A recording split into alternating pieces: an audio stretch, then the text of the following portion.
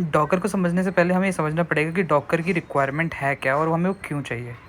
Suppose आपने एक software बनाया, वो सॉफ्टवेयर आपके सिस्टम पे तो परफेक्टली फ़ाइन चल रहा है, बट वही सेम सॉफ्टवेयर जब आपने अपने फ्रेंड के पास भेजा तो वो क्रैश कर गया।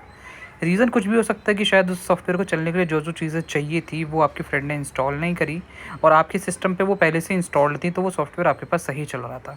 इस पूरे सिस्टम को समझने के लिए एक एनालॉजी लेते हैं। सपोज़ कि आपको एक डिश बनानी है, उस डिश को बनाने के लिए सर्टेन इंग्रेडिएंट्स चाहिए। अब आपने वो इंग्रेडिएंट्स यूज़ करके डिश बना दी और अपने गेस्ट को खिला दी। आपके गेस्ट को वो बहुत पसंद आई, आपके गेस्ट ने पूछा कि कैसे बनानी है, सब कुछ जान के गए।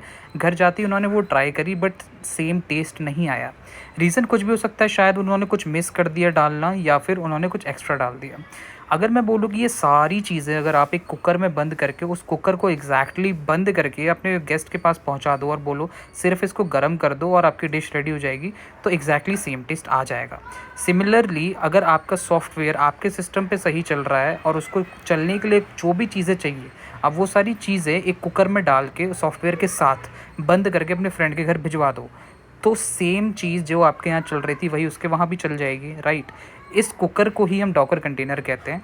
इस डॉकर कंटेनर के अंदर अपना सॉफ्टवेयर, अपना कोड और अपनी सारी डिपेंडेंसी जो जो उसको चलने के लिए चाहिए डाल दो, पैक कर दो, उस कंटेनर को पहुँचा दो अपने फ्रेंड के पास, और एग्जैक्टली सॉफ्टवेयर जैसा आपके यहाँ चल रहा था वैसा भी वहाँ चलेगा।